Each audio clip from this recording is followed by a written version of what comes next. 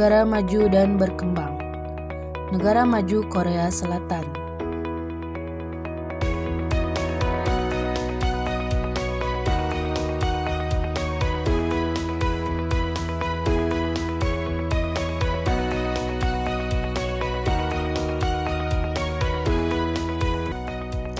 Semenanjung Korea terletak di pusat Asia Timur Laut, di antara Tiongkok di sisi barat dan Jepang di sisi timur, dengan koordinat bumi sebesar 33 sampai 43 derajat lintang utara dan 124 sampai 132 derajat bujur timur. Semenanjung Korea berjarak 950 km dari utara ke selatan dan 540 km dari timur ke barat, dengan luas wilayah 100.364 km persegi. Negara Korea Selatan tergolong negara maju di Asia setelah Jepang. Korea Selatan menjadi negara maju karena perkembangan elektronik, pendidikan, teknologi, serta industri hiburannya. Pendidikan termaju. Kalau kalian cek di berbagai platform internet dengan keyword pendidikan terbaik di dunia, salah satu negara yang akan kalian dapati ialah Korea Selatan. Tapi kalian tahu tidak, perkembangan iptek negara asal Blackpink ini mulai terasa pada tahun 1960-an saat pemerintahan diktator Park Chung-hee, di mana ekonomi Korea Selatan melaju sangat pesat, tak terkecuali pendidikan. Diketahui pemerintah Korea Selatan mewajibkan seluruh warganya menempuh pendidikan dasar 12 tahun atau minimal tamat SMA. Hasilnya Korea Selatan jadi salah satu negara dengan angka melek huruf tertinggi di dunia. Korea Selatan unggul dalam menciptakan smartphone serta dalam dunia industri mobil. Banyak merek-merek yang sudah mendunia yang diciptakan oleh negara Korea Selatan antara Samsung, Hyundai, dan LG. Samsung. Tidak ada yang meragukan betapa Samsung sudah jadi raksasa elektronik yang merajai dunia ini. Apalagi ponsel ya. Kita harus menegaskan ponsel karena Samsung tidak hanya memproduksi ponsel, ada juga elektronik lain seperti mesin cuci, pendingin udara atau AC, televisi, sampai komputer jinjing atau laptop. Samsung Group ini didirikan oleh Lee Byung-chul pada tanggal 1 Maret 1938 di Daegu, Korea Selatan. Yap, dari awal berdirinya Samsung memang diniatkan sebagai perusahaan ekspor. Yang sangat amazing dari Samsung adalah pendapatannya sempat sama dengan 17% dari GDP Korea Selatan, yakni 1.082 miliar US dollar. Kalian tahu berapa pendapatan total Samsung di tahun 2019? Pendapatannya mencapai 47 miliar dolar Amerika Serikat atau sekitar 663,4 triliun rupiah. LG.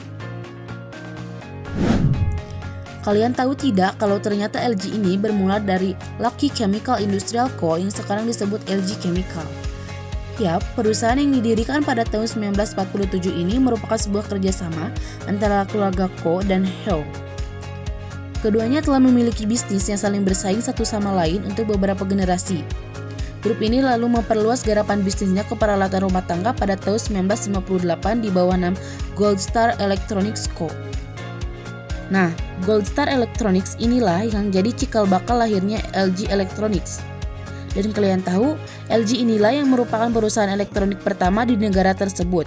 Produk pertamanya yaitu radio pertama menggunakan 60% komponen lokal pada tahun 2018. LG Electronics dikabarkan tumbuh signifikan. Kalian tahu berapa pendapatannya? LG dikabarkan memperoleh pendapatan sebesar 54,5 miliar US dollar atau kurs saat itu yakni sebesar 774 triliun rupiah. Hyundai. Di seluruh jalanan di negeri ini, roda 4 Hyundai sudah mengitar. Hyundai Motors adalah sebuah perusahaan otomotif yang merupakan divisi dari Hyundai Kia Automotive Group. Nah, Hyundai ini merupakan produsen mobil terbesar di Korea Selatan. Kalian tahu tidak, sejak kapan perusahaan ini berdiri? Ternyata perusahaan ini sudah ada sejak tahun 1967. Perusahaan ini didirikan oleh Chung Ju-young dan bermarkas di Yeongjudong, Sotulgu, Seoul. Kalian harus tahu, perusahaan otomotif ini menembus pasar internasional dengan pertumbuhan penjualan tercepat di dunia. Karena menggemari teknologi, berwawasan sosial, dan sangat pragmatis, orang Korea mungkin lebih bersemangat untuk memandang kecerdasan buatan sebagai bagian dari solusi, bukan masalah. Mereka memikirkan bagaimana robot bisa membuat hidup menjadi lebih baik. Ingin minum kopi yang dibuat oleh robot? Cabang coffee shop di Korea Selatan muncul dengan gagasan untuk mengganti barista manusia dengan robot barista. Menurut Associated Press, robot menerima pesanan melalui aplikasi seluler atau kios dan mampu membuat kopi segar dalam waktu kurang dari 1 menit. Setelah kopi siap, kode 4 digit dikirim ke pelanggan sehingga dapat digunakan untuk membuka kotak pengambilan yang berisi kopi. Kerja keras dari perusahaan atau agensi Korea yang mengasah talenta muda dari negara ginseng tersebut, produk hiburan dari negara Korea Selatan itu meliputi musik dengan genre K-pop, K-drama hingga K-hip-hop.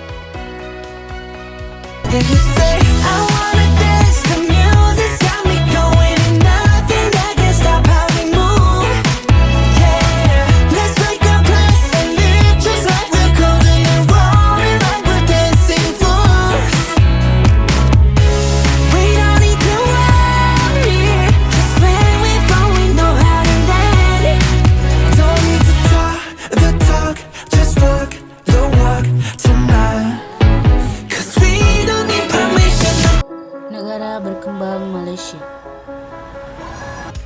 Negara Malaysia adalah sebuah negara federal yang terdiri dari 13 negeri atau negara bagian dan 3 wilayah federal. Negara ini dipisahkan dalam 2 kawasan, yaitu Semenanjung Malaysia dan Malaysia Timur. Mengapa Malaysia masih menjadi negara berkembang? Malaysia masih menjadi negara berkembang karena pendapatan per kapitanya masih di bawah 12.375 dolar Amerika Serikat. Faktanya, pada tahun 2020, pendapatan per kapita Malaysia masih di bawah angka tersebut, yakni sekitar 5.110 dolar Amerika Serikat.